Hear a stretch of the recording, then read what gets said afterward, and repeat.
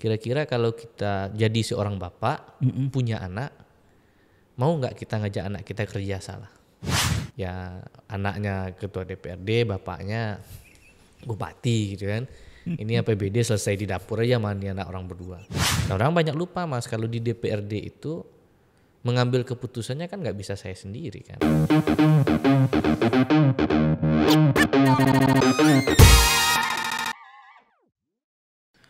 Halo, jumpa lagi dengan saya Hadi Suprapto, pemimpin redaksi harian haluan.com. Masih bersama kami Mindsight. Dan kali ini kita kedatangan politisi muda lagi. Politisi dari Partai Golkar.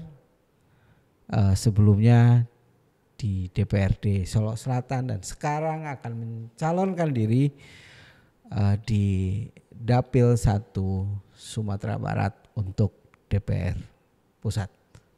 Inilah dia, Zigo Rolanda. Assalamualaikum. Waalaikumsalam. Siang Bang. Alhamdulillah Bang, sehat Bang. Sehat. Kapan datang? Kemarin datang Bang, pagi. Pagi. Acara Golkar. Acara Golkar pagi. Terima kasih sudah mampir di studio kami. Alhamdulillah, makasih Bang. Di Kebun Kacang.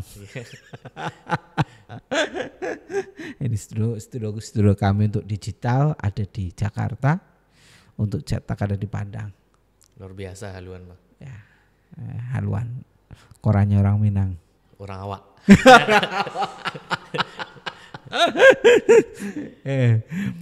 Bang, terima kasih banyak. Dan saat ini sudah duduk di kursi DPRD Solok Selatan ya. Solok Selatan. Solok Selatan dari ketua ya, ketua sebagai ketua. Dan kali ini sudah siap betul ya maju untuk pusat ya. Insya Allah siap. Segala sesuatu itu kan butuh persiapan. Nggak bisa tiba-tiba instan saja. Hitung-hitungan udah matang ya. Udah matang malah. Malah ini telat 5 tahun malah. Oh telat 5 tahun. Semestinya kan periode kemarin. Oh iya. Abang itu dulu langsung masuk ke Sumbar ya. Sumbar. DPRD Sumbar ya. Ikut nyalek itu di DPRD Sumbar. Tahun 2014. Tahun 2014. 2019 bukannya nasional tapi turun. Pulang kampung. Tapi jadi paham betul lah ya. Insya Allah. Paham betul. Jadi ada semuanya ada bagusnya. Setiap tahapan proses politik ini jadi memahami bagaimana menjadi politisi di daerah, di provinsi. Nah mudah-mudahan besok bisa menjadi politisi di nasional. Harus dong. Iya. Harus. Dulu kalau tidak salah abang itu kan masuk di 2014 itu jadi DPRD termuda ya dengan suara terbanyak waktu itu ya di Sumatera Barat. Di Sumatera Barat ya kan di DPRD Sumbar kan. Di DPRD Sumbar itu tahun 2014 kita ikut nyalek pada usia 23 tahun. 23 tahun. Kita terpilih dari 65 anggota DPRD Sumatera Barat. Kita mendapatkan suara terbanyak dari 65 dan juga termuda.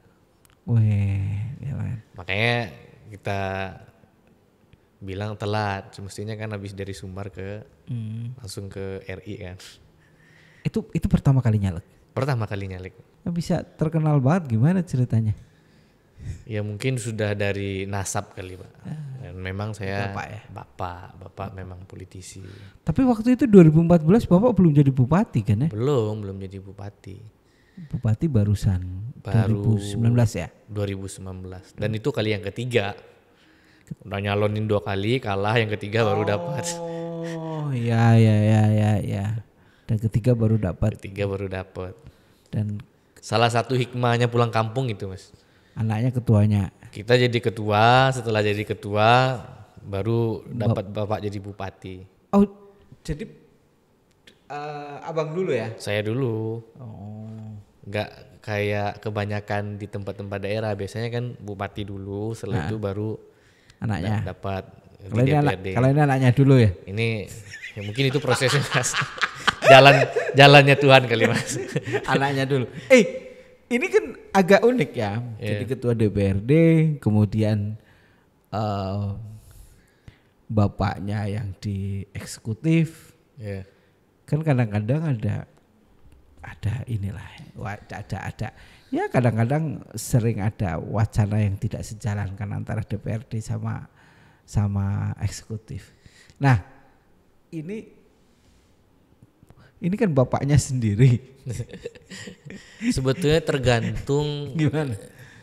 dari sudut pandang kita dan cara kita menjalankan pemerintahan itu sendiri, Mas. Oh gitu. Dari pengalaman beruntung kan karena saya kan di DPRD itu kan bapak saya dulu. Bapak saya itu jadi anggota dulu ya? DPRD dulu. Oh ya. Jadi di Solok itu kan Solok Selatan itu baru mekarnya kan tahun 2003, 2004. Undang-Undang 2003 dan mekarnya 2004 kan. Diresmikannya 2004. Jadi sebelum Solok Selatan itu mekar, bapak jadi anggota DPRD Kabupaten Solok. Oh. Jadi Pemilihan pas pertama. mekar ya. Reformasi pertama bapak nyalek, kepilihlah Kabupaten Solok jadi anggota DPRD. Nah begitu beliau menjadi anggota DPRD, sebetulnya proses pemekaran Solok Selatan itu udah lama sebelumnya. Pas di generasi beliau lah dan angkatan anggota DPRD Solok semasa itu, maka mekar Kabupaten Solok Selatan yang bupatinya Pak Gamawan Fauzi waktu itu. Dimekarkan dan bapak kan juga bagian dari salah satu tokoh pemekaran. Pak Gamawan itu bupati kabupaten ya. Kabupaten Solok ya. Kabupaten Solok Yang waktu itu mekarin ya. yang mekarin waktu itu. Oh. Nah 2004 sampai 2015 yang jadi ketua DPRD Solok Selatan itu bapak. Jadi waktu kita DPRD provinsi itu bapakku cuman jadi ketua DPRD belum jadi bupati. Jadi pernah nyalonin bupati itu 3 kali. 2010 nyalonin bupati kalah. 2015 nyalonin bupati kalah. Nah 2020 pas saya sudah jadi ketua DPRD nyalonin lagi. Baru alhamdulillah dapat kepercayaan dari masyarakat. Dan itu proses kampanyenya luar biasa, Mas. Kan berbagai macam pandangan orang kan. Ya pasti. Ya anaknya ketua DPRD, bapaknya bupati gitu kan. Ini APBD selesai di dapur aja mandi anak orang berdua. Ini kan tergantung kita aja kan. Perspektif tadi ya. Perspektifnya. Tapi dalam masa kampanye itu dan saya sampaikan kepada publik dan juga bapakku. Saya ibaratkan nih misalnya kepada audiens yang datang atau siapa yang mendengar. Kalau kita melihatnya negatif ya pasti negatif kan. Kalau niatnya negatif misalnya kan ya bakal negatif. Tapi kalau misalnya sudut pandang logika kita yang normal, kira-kira kalau kita jadi seorang bapak punya anak, mau nggak kita ngajak anak kita kerja salah? Ya enggak lah. Sama bapak saya. Itu kan sudut pandang yang normal kan. Kalau pandang normal tanpa ada indikasi politik sama dan alhamdulillah dalam kita menjalankan roda pemerintahan pada hari ini ya Solok Selatan itu bergerak maju sangat luar biasa dan berbagai macam penghargaan prestasi-prestasi di tingkat provinsi dan tingkat nasional dan pada hari ini Solok Selatan itu sudah mulai diperhitungkan di Sumatera Barat jauh. Melewati Mentawai sama dan sebetulnya pesisir ya. Ada di beberapa indikator kita menjadi 5 besar, menjadi 15 besar, 10 besar gitu. Sudah grafiknya sudah naik. Itu sebetulnya itu dari support semua elemen, tidak hanya Pemda saja tapi semua elemen masyarakat, legislatif, yudikatif semuanya sekarang tuh kita ngajak kompak menjadi pemerintah dan daerah super tim untuk menyelesaikan masalah. Nah orang banyak lupa Mas kalau di DPRD itu mengambil keputusannya kan nggak bisa saya sendiri kan. Iya, kolegial. Kolektif kolegial kan harus semuanya setuju gitu. Betul. Atau 50+1 kan yang harus setuju. Dan basic Bapak kan sebagai ketua DPRD ya beliau memahami lah sebetulnya dalam politik itu kan semua harus mendengar dan mengakomodir. Yang menjadi ribut itu kebanyakan biasanya kan kepentingannya dia lewat, tapi kepentingannya teman-temannya yang lain tidak diakomodir. Ya betul. Tapi bakal mengakomodir semua kepentingan itu tidak mungkin, karena kewenangan dan anggaran kan terbatas di daerah itu Mas. Dan menurut saya persoalan-persoalan itu pernah menjadi anggota DPRD di provinsi, pernah menjadi anggota DPRD di kabupaten. Persoalan yang paling kompleksitas itu ya di daerah. Berarti lebih menantang dong. Lebih menantang Mas, karena kan kita yang tiap hari bisa ketemu dengan masyarakat, dengan ini, keluh kesahnya itu kan di daerah Mas. Makanya setiap program dari pemerintah setingkat di atasnya itu atau 2 tingkat, apakah pusat, apakah provinsi, semuanya kan program bagus semua Mas. Tapi kan bagaimana cara mengeksekusinya itu yang banyak menjadi persoalan kan. Ya kan? Betul. Itu yang banyak menjadi persoalan. Banyak program yang kadang-kadang nggak bisa dieksekusi. Nggak bisa dieksekusi, bisa dieksekusi tapi implementasi di lapangannya tidak sesuai harapan. Makanya itu terpacu adrenalin kita Mas. Merasa kita harus maju di DPR RI ini Mas. Tapi ini nggak sih kalau misalnya sebagai keluarga ya, antara bapak dan anak, misalnya besok mau bahas APBD atau apa, pernah sih ngobrol-ngobrol di meja makan kayak gitu? Ya pernah, pasti ngobrol Mas. Semua masalah itu kan kita obrolin. Dan negara itu kan menyelesaikan persoalannya kan kebanyakan di meja kopi, meja makan ya. Iya kan? Kalau kita boleh jujur Mas, kan nggak harus tegang-tegang berbicara. Kalau bupati dan kami di Sulawesi Selatan itu nggak ada satupun yang ditutupin. Bupati, wakil bupati harmonis, sekda harmonis, DPRD harmonis, semuanya harmonis. Kita ngomongin bahwa kalau kami ini menyadari Mas, saya mengajak teman-teman juga di DPRD bahwa semua persoalan yang datang ke meja kita itu kita harus bersama-sama mencarikan solusinya. Sebetulnya kan semua itu kan solusi yang terpenting Mas. Gak boleh saling menyalahkan. Banyak daerah-daerah yang ribut itu Mas. Menyalahkan sehingga ya orang yang gak mau disalahkan lah Mas. Semua kan udah bekerja dengan baik gitu. Kita mencoba buat terbuka menjalankan roda pemerintahan itu. Mencari solusi bareng ya. Mencari solusi bareng-bareng Mas. Yang dalam arti kata positif kan. Sekarang tahun politik nanti solusinya di pelintir lagi nih Mas.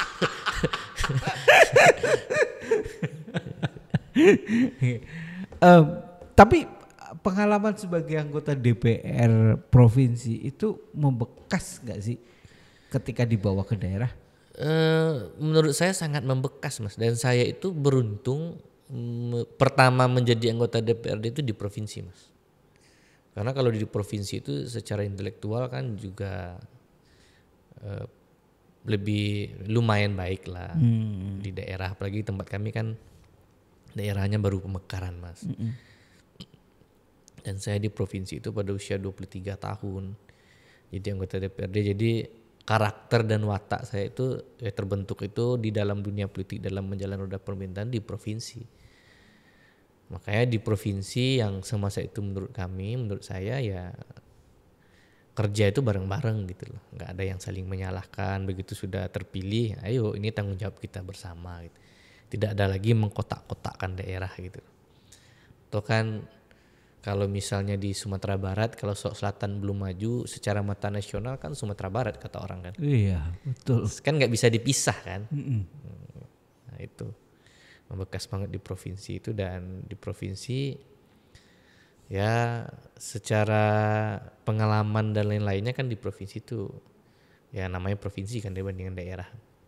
Lalu untuk hitung-hitungan di provinsi di nasional itu gimana? Saya tadi sempat baca satu artikel, abang pernah bilang kalau hitung-hitungannya itu harus dapat 70.000 suara. Itu betul nggak sih? Betul.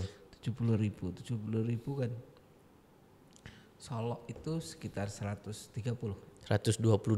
sekarang. 122.000 artinya berarti harus ngambil dari wilayah-wilayah lain. Nah itu gimana kira-kira? Ya sebetulnya memang saya asal Sulawesi Selatan Mas. Kalau sudah DPR RI tentu nggak memang basis di Sulawesi Selatan, tapi concern kan juga harus menjadi tanggung jawab semua daerah, Mas. Betul. Jadi momen kita kampanye ini momen kita mempelajari kebutuhan-kebutuhan daerah. Kita harus keliling, Mas, di 11 kabupaten kota yang menjadi dapil kita ini. Kadang tidak hanya saja kita mencari suara saja, begitu kita terpilih, Kak. Ini kan kerjanya itu yang menjadi anggota DPRD itu yang berat itu kan setelah terpilih, Mas. Nggak bisa nempatin janji, kan itu, Mas. Nah, hitung-hitungan kami ya menjadi basis itu di Sulawesi Selatan, tapi semua daerah juga menjadi prioritas bagi kita. Karena kan sebelumnya itu kan kami juga pernah jadi ketua HIPMI, Mas. Di jaringan-jaringan itu persiapan ini sebetulnya udah lama gitu. Waktu saya jadi anggota DPRD provinsi suara terbanyak itu ya pasti the next saya jadi anggota DPRD, jadi ketua HIPMI Sumatera Barat, ketua HIPMI, pasti saya mikirin the next politik saya apaan gitu. Semua sebetulnya makanya tadi itu telat saya bilang. Sebenarnya 2019 itu saya itu masuk DPR RI gitu loh. Tapi pada masa itu kondisi politik di Sumatera Barat itu kan berkata lain, Mas. Secara nasional kan Golkar dulu waktu nggak di Sumatera Barat tidak menguntungkan secara nasional politiknya. Betul.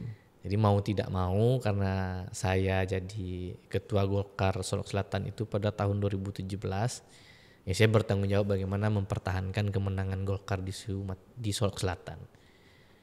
Dari 14 kabupaten kota menang nih yang menjadi ketua DPRD di Sumatera Barat. Hanya 2 kabupaten kota yang tinggal di pemilu 2019. Solo Selatan. Kabupaten Solok Selatan dan Kota Solok. Dan itu dapil bapak saya, dapil saya jadi anggota DPRD provinsi. Betul. Kalau DPRD provinsi itu kan 3 dapil kan. 3 kabupaten kota, Sumbar 7 namanya, itu Solok Raya. Kabupaten Solok, Kota Solok dan Solok Selatan. Dan yang bertahan itu cuma di dapil kami. Jadi ya, kalau kita lihat di mapping Sumbar itu saat ini ya yang besar itu ya Gerindra sama PAN ya. Ya. Gerindra sama PAN untuk tahun lalu ya. Tahun lalu. 2014 2014 kan Golkar menjadi partai pemenang. Untuk Sumbar 1 tahun lalu itu Golkar satu wakil. Satu kursi wakil. Satu kursi. Dan yang terpilih itu suaranya 26.000, Mas. Oh ya? Saya jadi anggota DPR 25.000, 24.995. Abang dulu 23.000 ya? 24.995 kalau nggak salah. Sementara yang DPR pusat 24.000. 26.000 sekian. Kan gimana nggak uring-uringan kita, Mas. Artinya kalau target kita Golkar sekarang kan bagaimana menjadi 2 kursi. Ya. Kami, Mas, saya turun itu target saya bagaimana kursi penuh, Mas. Karena di 2014 saya jadi anggota DPRD provinsi itu kan nggak ganggu kursi siapa-siapa, Mas. Yeah. Saya dapat 24.000, hampir 25.000 itu kan saya dapat kursi sendiri, saya kursi suara terbanyak. Dan saya turun ke kabupaten jadi ketua DPRD, saya juga mendapatkan suara terbanyak di Solok Selatan. Artinya nggak ganggu gitu. Nah di DPR ini saya juga berusaha buat nggak mengambil kursi incumbent, bagaimana bisa nambah kursi gitu. Karena kan kita concern dan fokus saja kan banyak orang di Sumatera Barat 1 itu 11 kabupaten kota. Ngapain kita harus ngambil yang orang sudah menentukan sikap? Betul, kan masih banyak orang yang belum menentukan sikap dan lain-lain, Mas. Betul. Gak mau konflik lah kita, Mas, dalam politik ini, Mas. Terus kalau ngomongin nyalek kayak gitu pasti dong sudah ada program atau bahkan sudah berjalan program yang itu seperti apa? Nah kalau secara nasional saya itu kan berada silakan Bang, berada di Kabupaten Solok Selatan, Mas. Itu secara geografis Solok Selatan itu terletak di Sumatera Barat bagian selatan, di ujung Solok, berbatasan dengan Jambi, Mas. Nah tentu bagaimana saya berdiskusi ingin bagaimana akses konektivitas antar kabupaten kota ini, Mas. Bagaimana Solok Selatan, akses ke Solok Selatan itu kan meliputi jalan nasional, Mas. Hari ini Solok Selatan itu seperti ini kayak botol nih, Mas. masuk keluar sama Mas. Kalau di daerah lain kan bisa masuk sini, bisa keluar sini kan. Tapi alhamdulillah kita di Solok Selatan pada hari ini dengan pemerintah Damasraya dan lain juga pemerintah provinsi sedang melakukan ada progres jalan Solok Selatan tembus Damasraya. Itu langsung ketemu dengan tol Sumatera. Bagaimana akses itu bisa kita sambungkan, konektivitas dengan Sijunjung, dengan Sawalunto, karena Solok Selatan itu kan juga daerah pertanian. Betul. Kami itu adalah salah satu daerah pertanian yang menghasilkan jagung, Mas.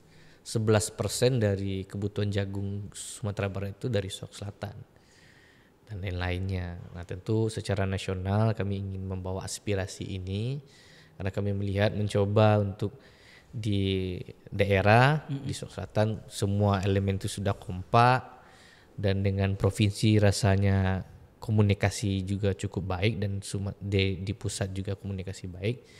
Tapi selalu ketika kita datang ke Jakarta nih minta program ini, minta program itu, selalu dari teman-teman di Jakarta itu menyampaikan perwakilan Bapak ada enggak, kalau bisa ada dorongan dari DPR, dari ini, dari itu gitu. Kita udah coba juga Mas, misalnya dari dorongan teman-teman DPR, tapi kan nggak bisa, belum maksimal sesuai dengan apa yang kita harapkan. Bukan berarti teman-teman yang sekarang itu tidak membantu, juga cukup membantu, sangat membantu. Buktinya banyak program-program nasional yang kita dapatkan pada hari ini.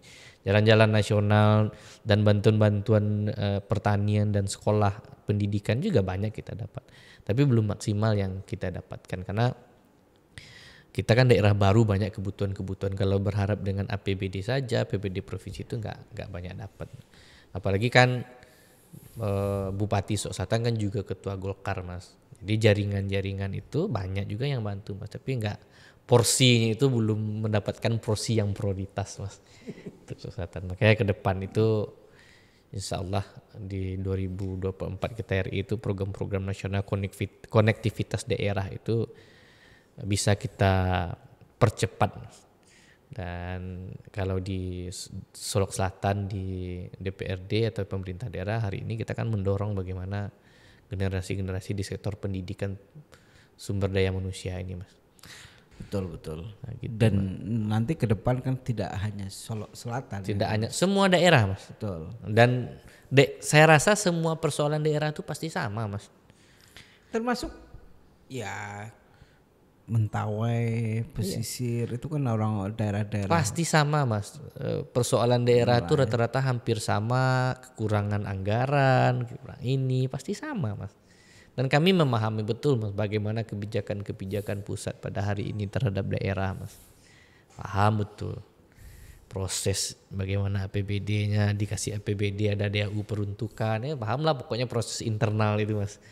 Tapi APBD-nya tinggi kan Solok Selatan? Enggak Mas, kita itu 900-an miliar Mas. Enggak sampai 1 T gitu. Gimana mau bangun situ ada kebutuhan pendidikan. Ya betul, pendidikan. Dan kita adalah termasuk kabupaten kota yang pada hari ini kondisi keuangan kabupaten kota itu kan dalam keadaan yang tidak baik-baik saja Mas. Dan Solok Selatan itu kan ada tunjangan kinerja pegawai.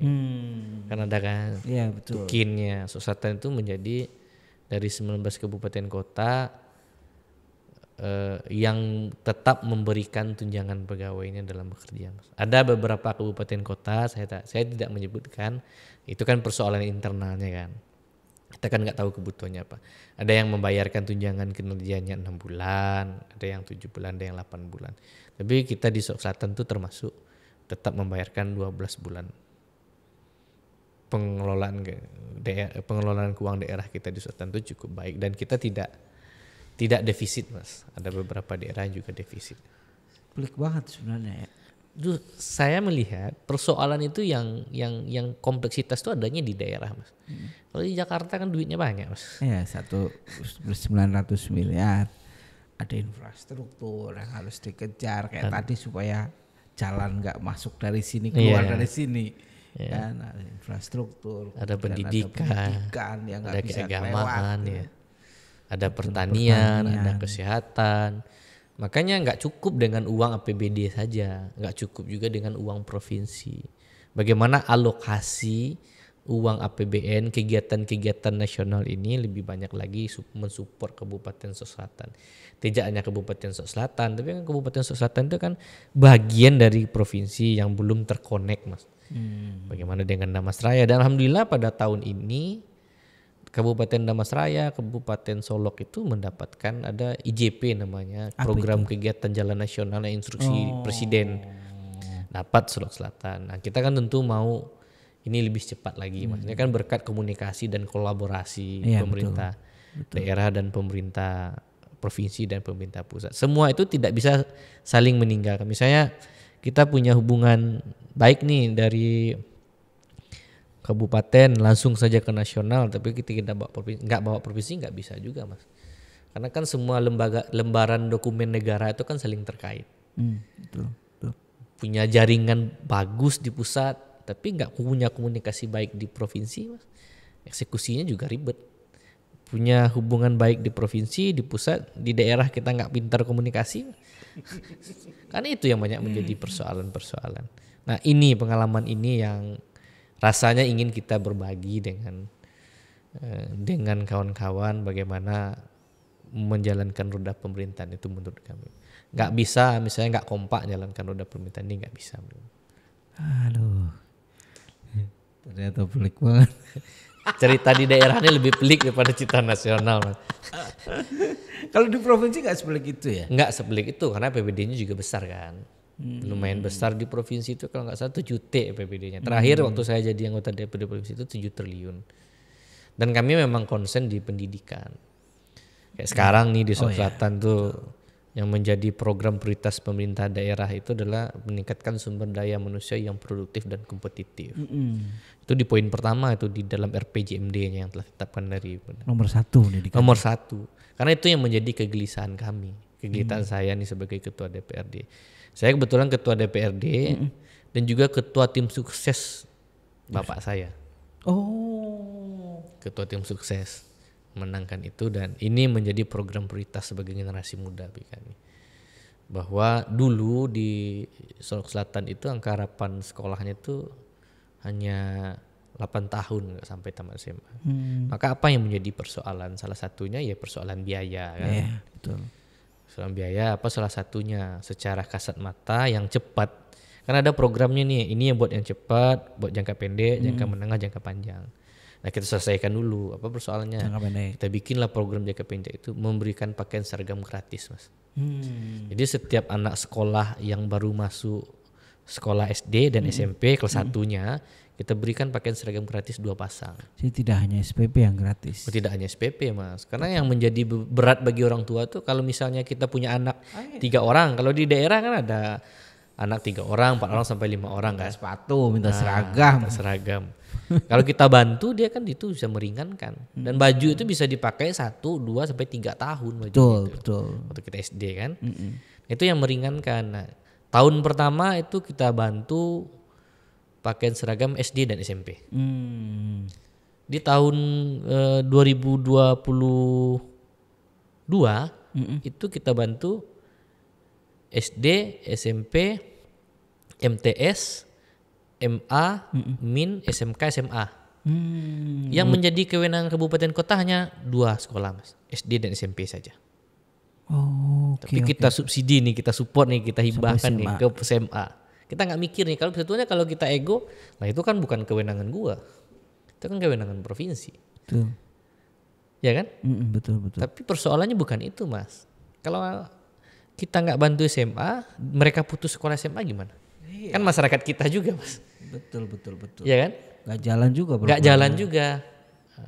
MTS yang menjadi kewenangan Kementerian Agama juga kita support pakaian seragam gratis itu. Kelihatannya sederhana, jadi begitu sudah dijalankan bagi masyarakat yang menengah ke bawah itu kan sangat berarti, Mas. Langsung dirasakan oleh mereka. Langsung mereka dirasakan. Karena paling berat tahun ajaran baru ya sebenarnya itu. Ketemu nih tahun ajaran baru, ketemu bulan hari Lebaran, gimana tuh, Mas? Ya kan? Terus belum panen kan? Nah itu dulu pengalaman saya gitu. Jadi bapak saya itu nanam sesuatu itu yang ngepas dengan semesteran saya. Jadi dia nanam kacang-kacangan itu kira-kira nanti tanggal segini bisa panen buat bayar SPP. Nah, mudah-mudahan Mas, dengan itu bisa meringankan Mas. Angka harapan sekolah jadi meningkat di Sulawesi Selatan. Jadi meningkat mutu pendidikan, selain mutu pendidikan infrastrukturnya juga kita tingkatkan, juga kita perbaiki, juga banyak bantuan-bantuan dari Kementerian Pendidikan kita dapat. Itu kolaborasi hubungan baik dengan pemerintah pusat. Kalau beasiswa Juga banyak Mas, kita juga ada kerjasama dengan beberapa universitas terbaik di Sumatera Barat. Kayak UNAN, UNP, yang negeri ya, Politeknik, kayak UIN, dan ada beberapa swasta lainnya juga kerjasama Mas. Dengan Bung Hatta dan universitas lokal juga ada kita di situ, juga kita support. Karena pokoknya kita totalitas lah buat pendidikan ini. Kita support. Tidak hanya itu, dan kita juga ada program satu jorong satu tahfiz Mas. Satu jorong itu kelurahan. RT. RW, RT apa RW itu ya? RW ya? RW paling tinggi. RT itu yang paling Kan camat, rumah. setelah camat lurah. Itu RW kan? Bukan. Kelurah itu nagari. Oh ya. Lurah itu nagari. Kita bukan satu nagari, satu jorong di bawah itu lagi. Di bawah itu. RW. Jadi program itu mendirikan rumah tahfiz Mas. Ya, kenapa ini program kita? Pada hari ini perkembangan zaman ini kan nggak bisa kita bendung Mas. Dan sebagai generasi muda, generasi-generasi di bawah kita itu harus mengikuti dan mempersiapkan itu. Harus ikut bagian kita dari perkembangan zaman ini. Ya betul. Kan nggak boleh kita memprotek anak-anak ini. Karena perkembangan zaman ini pasti berbanding lurus dengan masuknya nilai-nilai budaya yang di luar yang ini. Yang namanya perkembangan kita bersaing itu. Program kita, kenapa kita bikin satu jorong satu rumah tahfiz itu, bagaimana membekali generasi-generasi yang muda ini yang bakal bersaing ke depan itu. Karena notabene-nya kita di Minangkabau itu kan umat muslim Mas. Betul. Ya kan? Betul. Adat basandi sarak basandi kitabullah. Sebagai umat muslim, pedoman hidup kita kan Al-Quran dan hadis. Makanya dari kecil nih akhlaknya, karakternya yang kita bentuk itu kan dari kecil Mas. Kalau udah besar baru disuruh belajar Quran, hafiz Quran kan karakternya jadi nggak terbentuk. Makanya kita dorong menjadi dari kecil, dari SD.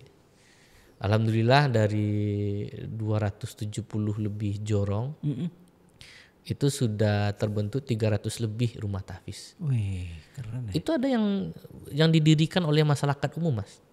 Jadi nggak semuanya APBD. Nah, kita itu kan mendorong nih APBD itu harus sama-sama, karena yang menjadi tanggung jawab kita rumah tahfiz ini nggak tanggung jawab pemerintah saja. Semua umat muslim itu bertanggung jawab dia Mas. Ya kan? Karena ini kan buat keagamaan. Pemda nanti memberikan sertifikasi terhadap guru, ada subsidi dari gajinya guru tahfiznya ini, standarisasinya nanti juga tokoh-tokoh dan lain yang di sekeliling itu dia ikut mendirikan. Kita mendirikan bukan membangun Mas. Kalau mendirikan memanfaatkan bangunan yang ada. Kalau membangun kan dia artinya bangun baru atau apa gitu. Nah, ini kita mendirikan.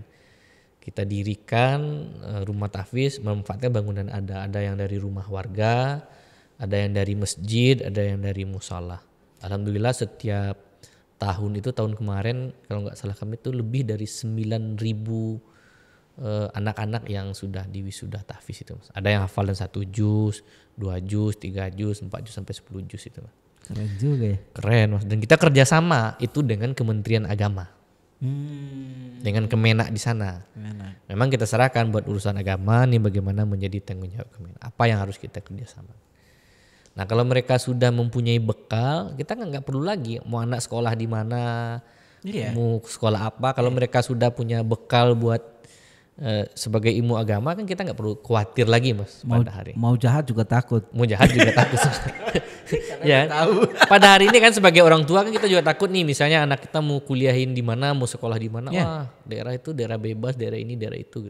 Tapi kalau dia punya bekal agama, makanya saya di awal sih bilang segala sesuatu itu nggak bisa tidak dipersiapkan Mas. Termasuk juga dengan kami nyalek ini kita sudah persiapan 4 tahun yang lalu Mas. Bukan hari ini saja sih persiapannya, sudah 4 tahun yang lalu. Oh, itu tips buat anak muda ya. Iya. Kalau kau pengen nyalek, apa aja yang harus disiapin tipsnya? Masuk politik sejak dini. Masuk bukan. Apapun tidak hanya di dunia politik. Dalam sektor apapun semua itu harus dipersiapkan dengan matang. Kalau saya nyalek itu kan udah 4 tahun yang lalu saya nyiapin ini Mas. Mau nyalek. Bahkan di 2014 begitu saya terpilih itu kan saya sudah persiapan buat nyalek DPR RI. Tapi ketemu jalannya pada periode ini, mudah-mudahan kami terpilih. Amin, amin. Makanya program itu tadi alhamdulillah yang pakaian seragam gratis itu sudah banyak ditiru oleh daerah-daerah lain di kabupaten kota di Sumatera Barat. Tapi yang hanya membantu dari TK, SD, SMP, MTS atau MA yang kewenangan Kementerian Agama dan SMA SMK kewenangan provinsi itu hanya satu-satunya di Sumatera Barat adalah Kabupaten Solok Selatan. Pemerintah provinsi pun sendiri tidak memberikan program itu Mas. Sebetulnya kalau rame-rame ikut saya Kabupaten A. Kabupaten A itu yang menjadi tanggung jawab, saya rasa semuanya pasti angka harapan sekolah di Sumatera Barat itu selalu meningkat. Karena nggak bisa Mas, misalnya SMA nih kewenangan provinsi, nggak kita perhatikan SMA, nanti kuliah gimana? Iya betul. Kan warga kita juga, masyarakat kita juga yang tidak kuliah kan. Makanya kita, ini harus kita menjadikan prioritas apapun alasannya gitu. Baik, terima kasih banyak. Apa pesan-pesan dong buat anak-anak muda? Nah pesan-pesan saya buat anak muda, kita sebagai anak muda segala sesuatu itu harus dipersiapkan dengan matang dan bagaimana fokus terhadap apa yang kita tuju. Siap, fokus ya. Fokus Mas. Siapkan dan fokus. Siapkan dan fokus dan harus percaya diri Mas. Terima kasih Bang. Ya. Sukses untuk 2024. Semoga bisa melenggang ke Senayan. Amin. Jadi kalau main-main kami deket. Siap. Saya boleh berkampanye dikit nggak Mas? Oh boleh silakan. Pada masyarakat Sumatera Barat, wilayah Dapil 10, 11 kabupaten kota, kami memohon doa dan dukungan dan dipilih. Kami mempunyai pengalaman dan proses politik yang kompleksitas, mulai dari daerah dan provinsi, sehingga memahami apa persoalan-persoalan daerah untuk diperjuangkan di Senayan nanti. Terima kasih. Dengan kerendahan hati kami memohon kepada masyarakat Sumatera Barat. Luar biasa. Orang politik ini kan manfaatin semua tempat. Begitulah politik. Begitulah politik Mas. Saya jadi tertarik tuh. Baik, terima kasih. Assalamualaikum warahmatullahi wabarakatuh.